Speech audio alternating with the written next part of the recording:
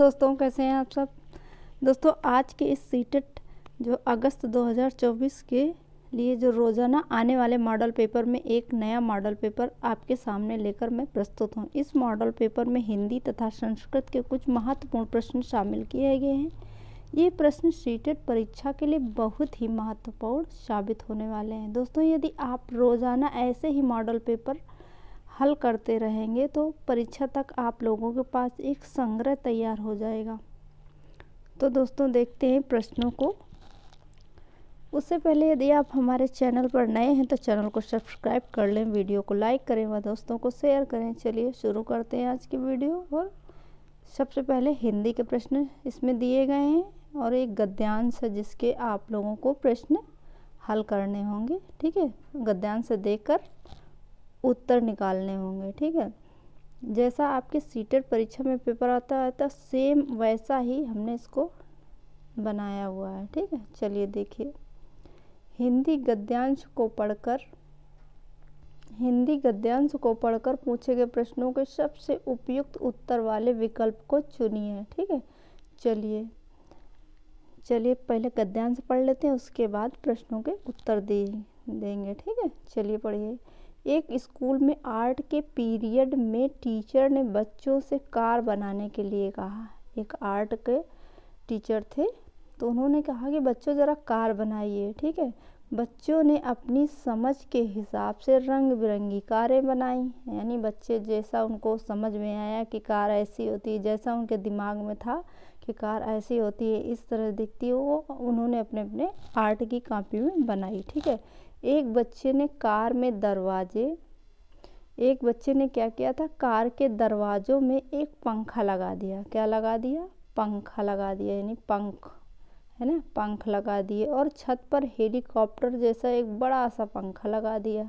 छत पर जैसे हेलीकॉप्टर में एक बड़ा सा फैन लगा होता, पंखा लगा होता ऊपर, वो घूमता रहता है, तो उसी तरह उसने क्या किया था, कार में एक बड़े से पंखे का चित्र बना दिया था। ठीक है, टीचर ने बच्चे की ड्राइंग बुक में बनी हुई कार को लाल पेन से काटते हुए नोट लिखा, मेक ए प्रॉपर कार।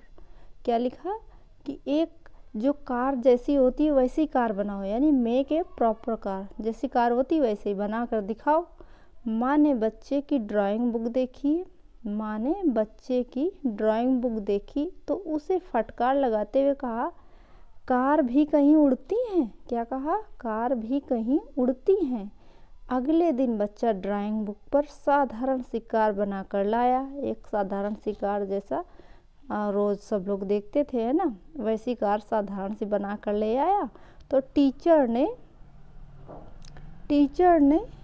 यहाँ टीचर है, टचर नहीं है, इसको आप लोग टीचर ही पढ़िएगा। ठीक है, टीचर ने उस पर सही का निशान लगाते हुए साइन कर दिया। यानी टीचर ने उसे चेक कर दिया और खुशी खुशी उस पर साइन कर दिया। ठीक है, इस सब के बीच एक मासूम सवाल जवाब की तलाश में भटक गया। यानी उसके मन में ये विचार चलने लगा, क्या कार भी उड़ती है? क्या उड़ने वाली कारें भी होती हैं? ठीक है, ऐसा उसके मन में चलने लगा, विचार ऐसे उमड़ने लगे। आगे देखिए। पहली नज़र में साधारण सा नज़र आने वाला यह किस्सा असल में एक हत्या की कहानी है। कौन सी हत्या? चलिए आगे देखते हैं।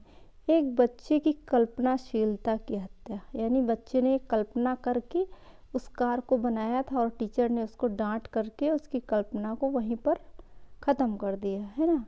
तो सोचिए, कला क्या है? यानी कला क्या है? कल्पना ही कला है। यानी जो हम लोग कल्पना करते हैं उसे अपनी कला के द्वारा उसको उभारते हैं। ठीक है, चीज़ें जैसे दिखती हैं उन्हें वैसे ही बयान कर देना या लकीरों के जरिए कागज़ पर उतार देना ही कला है। यानी कि जो चीज़ें हमें जैसी दिखती हैं उनको हम लकीरों के जरिए कागज़ के ऊपर बनाते हैं। यानी जैसी चीज़ें हमने देखी, हमारे दिमाग में है कि हमने ये चीज़ ऐसी देखी, वो चीज़ ऐसी दिखती, पहाड़ ऐसे दिखता है ना, पहाड़ की ऊंचाई ऐसे थी और उस पर बीच बीच में हरी घास लगी हुई थी। इस तरह से जो हमारे दिमाग में जैसा हमने चित्र देखा होगा तो वैसा ही अपनी पुस्तक में वैसा ही कला कृति बनाएंगे उसे ही कला कहते हैं। क्या कहते हैं? कला। उसे ही कला कहते हैं। यानी जो हमने देखा है उसे लकीरों के द्वारा यानी कागज पर उतार देना, सीधा साधारण सी, है ना। तो ये गद्यांश कह रहा है कि ये कला नहीं है, नहीं, ये बिल्कुल भी कला नहीं है। कह रहा है जैसा तुम्हारे मन में है जैसा वैसा ही तुमने उसको उतार दिया, तो ये कला नहीं है। यह तो डॉक्यूमेंटेशन या दस्तावेजीकरण यानी कि जैसा तुमने देखा था वैसा ही अपने कलाकृति में बना दिया, जैसे को बिल्कुल वैसा ही बना देना, है ना। चीज़ों को अपने दृष्टिकोण के साथ पेश करना कला है। यानी जैसी तुमने चीज़ देखी है उसे थोड़ा सा अपने ज्ञान को भी तो उसमें मिलाओ थोड़ा सा, तो वो कला बन जाएगा। क्या बन जाएगा? कला। नज़रियों को शब्दों या चित्रों में उतारने के लिए कल्पनाशीलता की ज़रूरत होती है। किसकी ज़रूरत होती है? कल्पनाशीलता की। अर्थात कल्पनाशीलता के आर्ट या कला संभव ही नहीं। इसे दो शब्दों के जरिए और विस्तार से समझते हैं। पहला शब्द है फोटोग्राफ। फोटोग्राफ अर्थात फोटॉन लाइट। फोटॉन लाइट के जरिए लाइट सेंसिटिव सरफेस पर बनने वाली तस्वीर।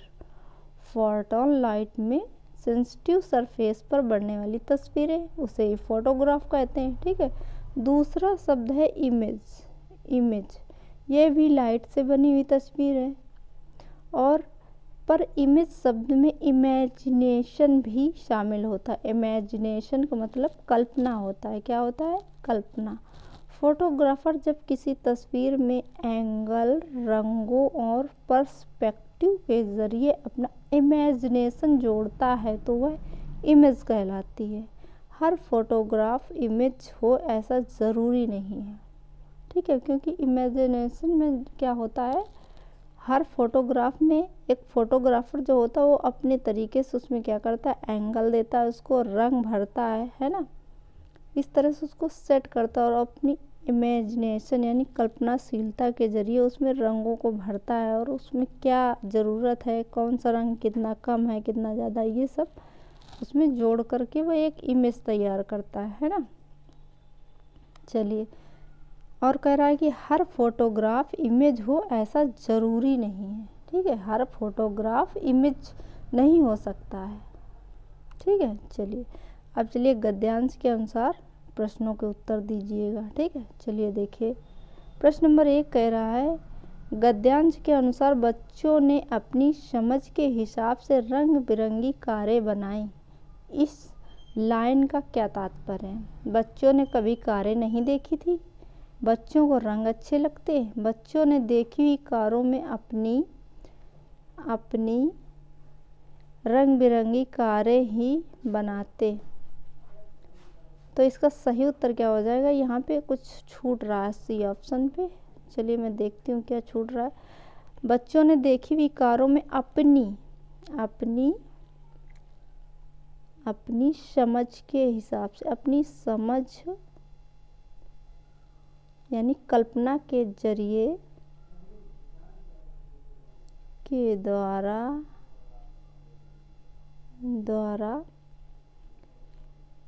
समझ के द्वारा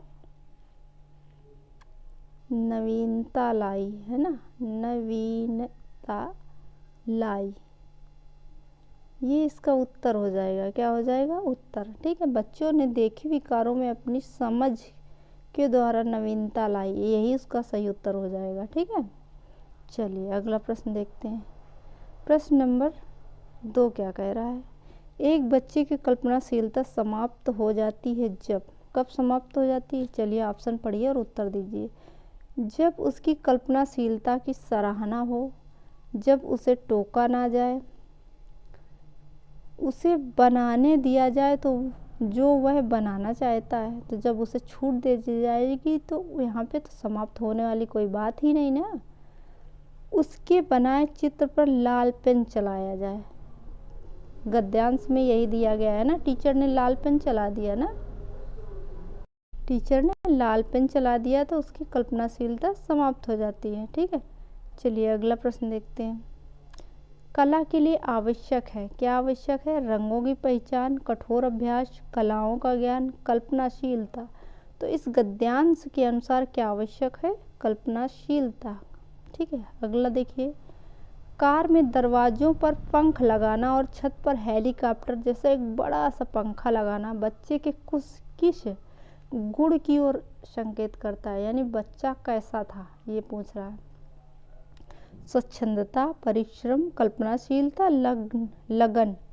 तो इसमें क्या हो जाएगा? बच्चा कल्पनाशील था, वो कल्पनाएं कर रहा था कि एक उड़ने वाली कार बना दिया, जबकि उसने जो देखी थी साधारण कार ही देखी थी, लेकिन उसने अपनी कल्पना के द्वारा एक उड़ने वाली कार बना दिया था। ठीक है, चलिए अगला प्रश्न देखिए।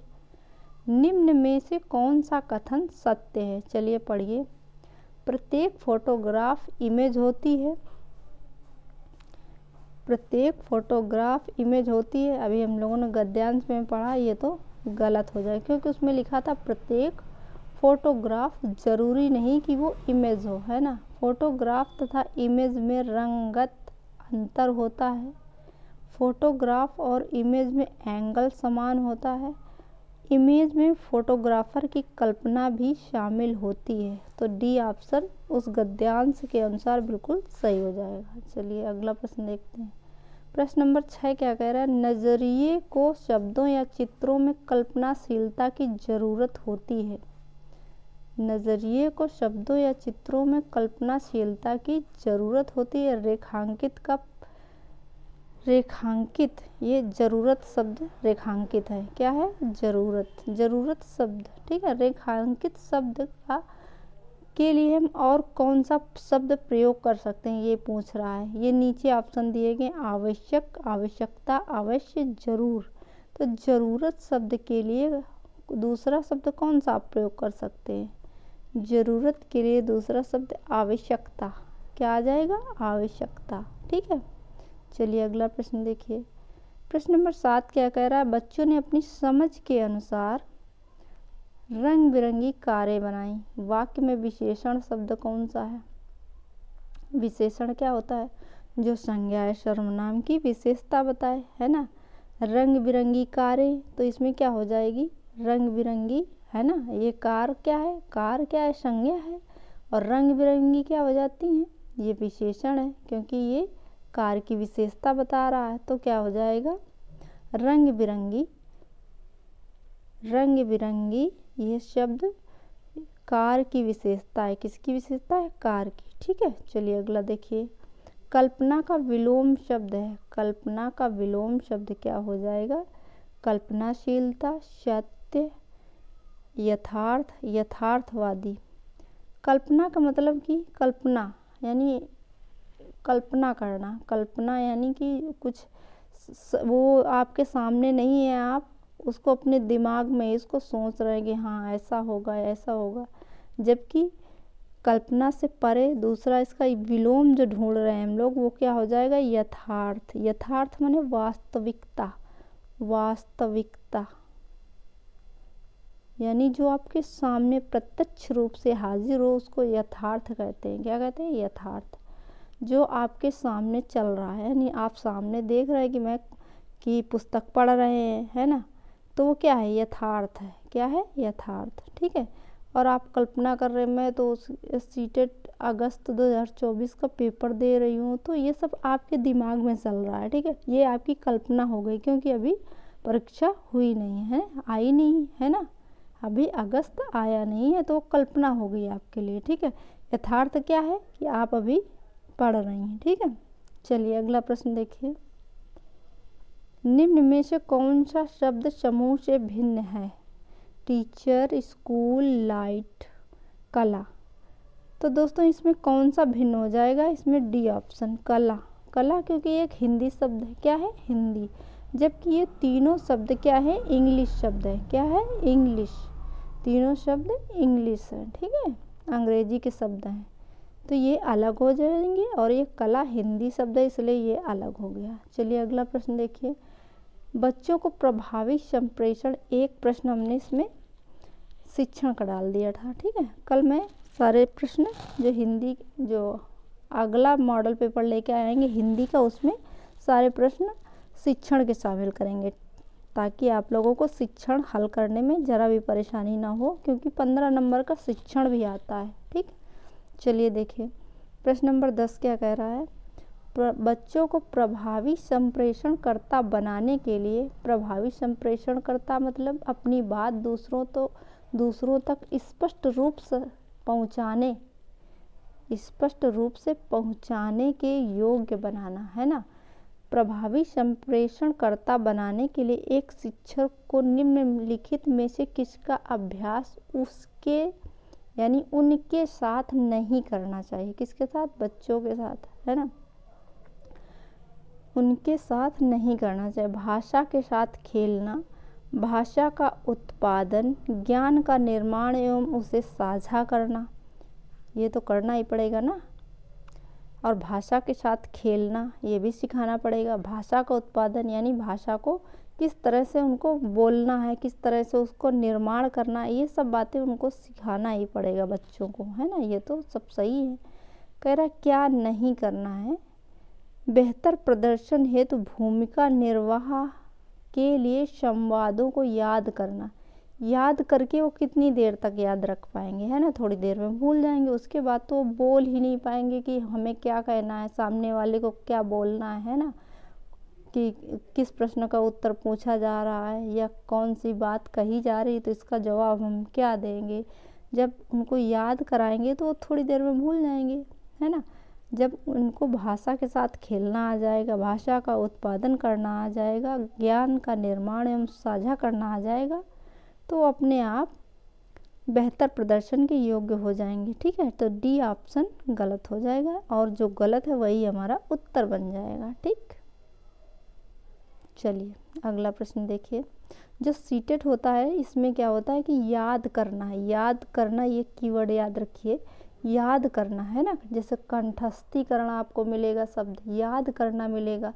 ये शब्द निगेटिव वर्ड है, इनको आप पकड़िए तुरंत। इस क्या बोलते हैं इसको, ऑप्शन को, इस ऑप्शन को तुरंत हटा दीजिएगा। ठीक है, ये निगेटिव वर्ड है और इसको तुरंत काट कर अलग कर दीजिएगा। इसका मतलब ये गलत है और ये इस प्रश्न का सही उत्तर बन गया। ठीक है, चलिए अगला देखिए।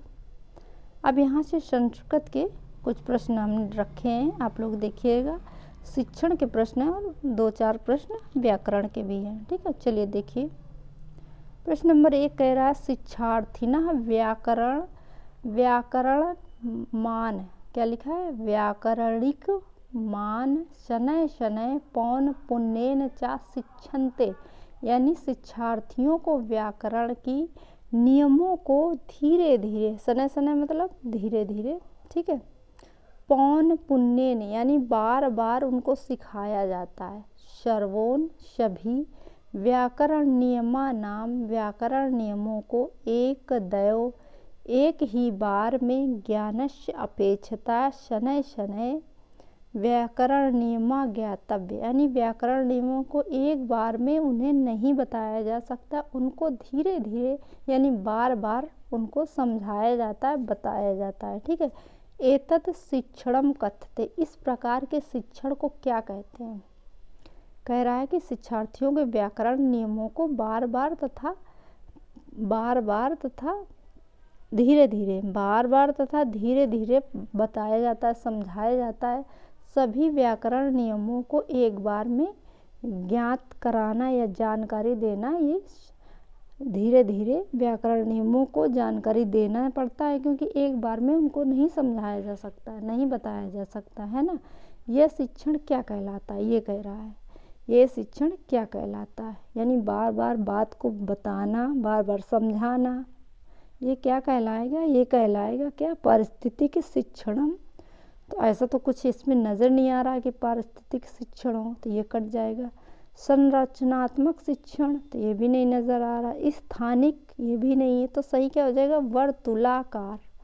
वर्तुलाकार शिक्षण, वर्तुलाकार शिक्षण, है ना, वर्तुलाकार शिक्षण हो जाएगा। ठीक, चलिए अगला देखिए। प्रश्न नंबर 2 क्या कह रहा है,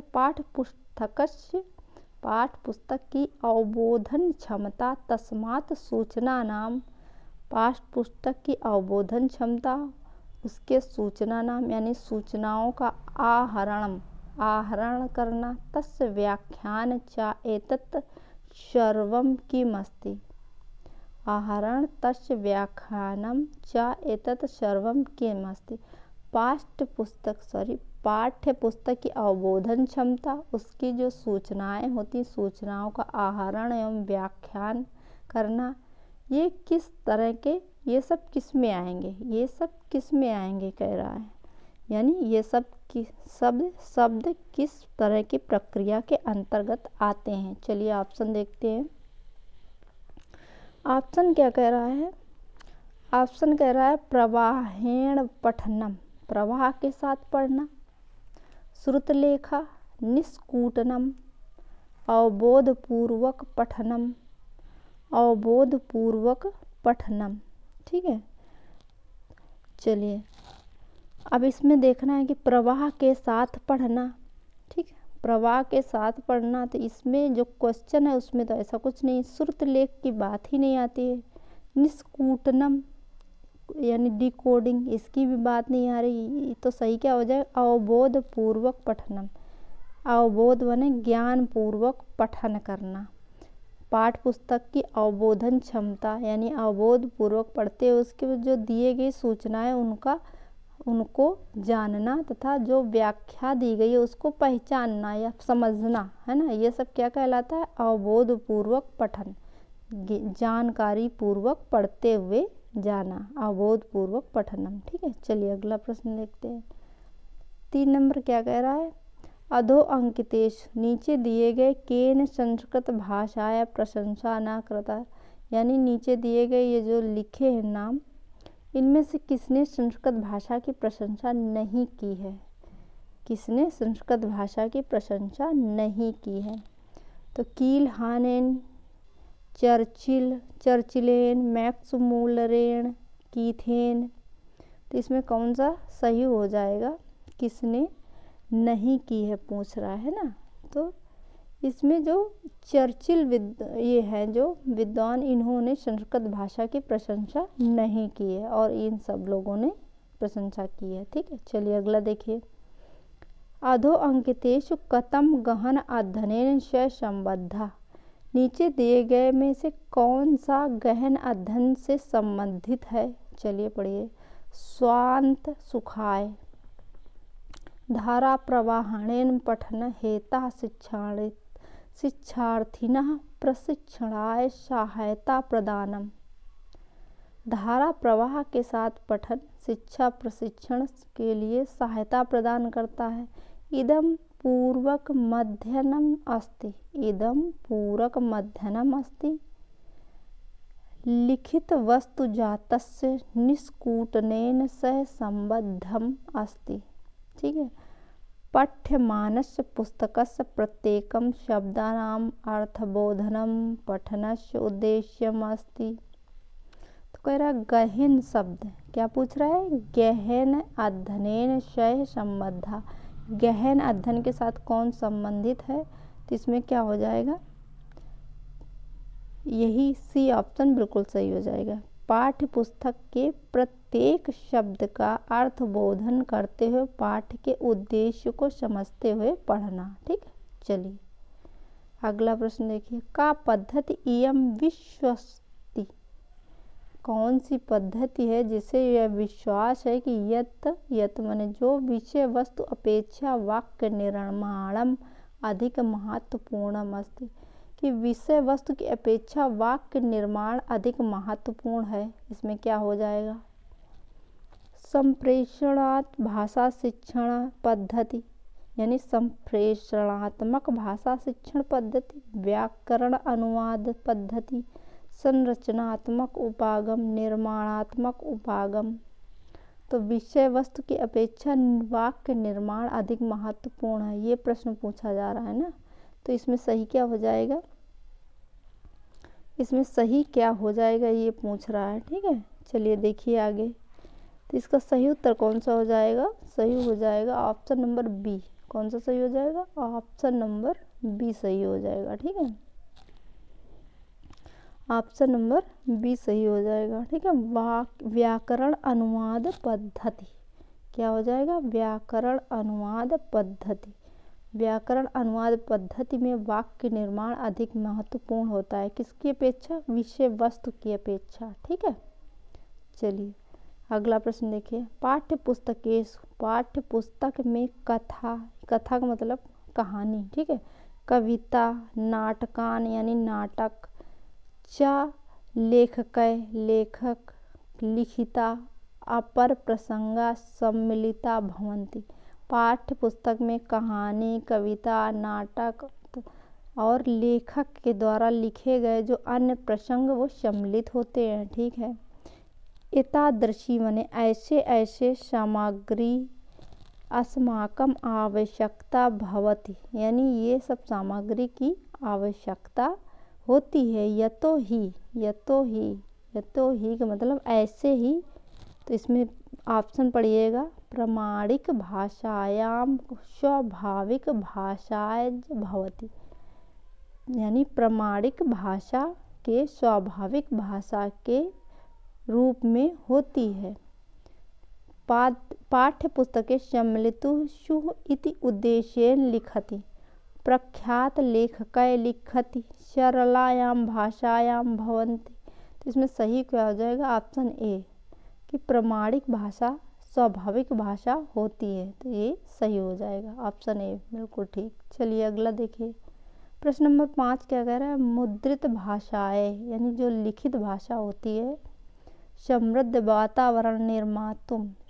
वातावरण निर्माण करने के लिए कतमा पद्धति सहायक अस्ति, कौन सी पद्धति सहायक होती है? ठीक है, चलिए ऑप्शन देखिए। कक्षे वस्तु नामानि लिखित्वा, कक्ष में वस्तुओं के नाम लिखकर, तानि नमामि उनके नाम, वस्तुषु नियोजनानि यानी उनके नाम, वस्तुषु नियोजनानि वस्तुओं के नियोजन के लिए उनके नाम लिखना। ठीक, शिक्षार्थिना कथम यत्ते स्वीकार्यं भाषा वस्तूनां नामानि ज्ञापन्तु, चलचित्रस्य प्रदर्शनं यस्मिन् पाठ्यवस्तु अधोलिखितं स्यात्, प्रत्येक कक्षा में मुद्रण यंत्र प्रदानम यानी प्रिंटर प्रदान किया जाए। तो कह रहा है कि मुद्रित भाषाएं समृद्धि वातावरण यानी जो प्रिंटेड, क्या कह सकते हैं? प्रिंटेड भाषा के समृद्ध बनाने के लिए कौन सी पद्धति ज़्यादा सहायक होगी? तो ऑप्शन ए बिल्कुल सटीक है, क्योंकि कक्षा में विषय वस्तु से संबंधित वस्तुओं के नाम लिख करके उनको वस्तुओं के नाम लिख करके बच्चों से बोलना कि आप लोग वस्तुओं के नाम लिख कर लाएँ, तो वो बच्चे भी सीखेंगे। ठीक है, ये जो मुद्रित भाषा है उसको समृद्ध बनाने का सबसे अच्छा तरीका यही होगा। ठीक है, चलिए अगला देखिए, अगला प्रश्न देखिए, यहाँ से व्याकरण का कुछ प्रश्न आ गए। एतद दानम, क्या लिखा है? एतद दानम इत पदे का संधि, यानी इस शब्द में संधि कौन सी है? पहले इसका विग्रह कीजिए। एतत प्लस दानम, एतत प्लस दानम। ठीक है, ये ता वर्ग है, क्या है? ता, और इधर कौन है? दा वर्ग है। ठीक है, क्या है? दा। अब ये जो दो मिलेंगे, दोनों अक्षर जब मिलेंगे, दोनों वर्ण ता और दा जब मिलेंगे तो क्या बन जाएगा? ता का दा बन जाएगा, ता वर्ण का दा वर्ण बन जाएगा। क्योंकि जब व्यंजन संधि में जसत्व संधि का आपने नाम सुना है, जसत्व संधि का नाम सुना है, उसमें क्या होता है? प्रथम वर्ण, यदि प्रथम वर्ण के बाद तृतीय वर्ण आता है, प्रथम वर्ण के बाद किसी वर्ग का तृतीय वर्ण आ जाए, तो जो प्रथम वर्ण होता है वो तृतीय वर्ण में परिवर्तित हो जाएगा, जैसे यहाँ पे परिवर्तित हो गया है। ठीक है, ता का दा में परिवर्तन हो गया है। ठीक, तो ये क्या है, जसत्व संधि। और जसत्व संधि किसके अंतर्गत आती है, व्यंजन संधि के। किसके अंतर्गत, व्यंजन संधि के। तो हमारा सही उत्तर क्या हो जाएगा, व्यंजन संधि। क्या हो जाएगा, व्यंजन संधि। ठीक है। दीर्घ संधि, इसमें तो आप सबको पता ही है ना, समान वर्ण के बाद समान वर्ण आए, समान वर्ण के बाद समान वर्ण आए। ठीक है। अगला देखिए, इसका हमने सही उत्तर बता दिया है ना, व्यंजन संधि है। ठीक है। अगला प्रश्न देखिए, प्रश्न नंबर 7 क्या कह रहा है, हरित्राता इत पदे का समास अस्ति, यानी इस पद में कौन सा समास है। हरित्राता, इसको पहले विग्रह कीजिए, हरित्राता, हरित्राता, त्राता, यानी हरि से त्राता माने रक्षित, हरि से रक्षित। ठीक है। त्राता माने रक्षित। ठीक है। तो इसमें सही क्या हो जाएगा, तृतीया तत्पुरुष समास आ गया। कौन सा, तृतीया तत्पुरुष समास, तत्पुरुष समास। ठीक है। तत्पुरुष समास, कौन सा समास है, तत्पुरुष समास। ठीक है। तृतीया तत्पुरुष समास, तो सही क्या हो जाएगा, तत्पुरुष समास। ठीक। चलिए अगला प्रश्न देखिए, और अव्ययी भाव में क्या होता है, पहला पद अव्यय होता है, अव्यय, पहला पद अव्यय होता है। जैसे कि कौन सा हो जाएगा, यथाशक्ति, यथाशक्ति, यथाशक्ति। ठीक है। इसका विग्रह क्या होगा, शक्तिम अनतिक्रम्य। ठीक है। द्वंद्व समाज में दो शब्दों का, यानी दो अलग अलग शब्दों का जोड़ा होगा। जैसे कि माता और पिता दोनों एक दूसरे के विपरीत है ना, विलोम है दोनों। जैसे अर्थ धर्म, अर्थ धर्मो, अर्थ धर्मो। ठीक है। ये क्या हो जाएगा, ये भी द्वंद्व समास, अर्थ चा धर्म चा। ठीक है। चलिए अगला देखिए, अगला प्रश्न देखिए कौन सा, हाँ। चलिए, तो दोस्तों आज के लिए बस इतना ही। कैसी लगी क्लास कमेंट बॉक्स में ज़रूर बताइएगा। फिर मिलते हैं नेक्स्ट वीडियो में, तब तक के लिए धन्यवाद।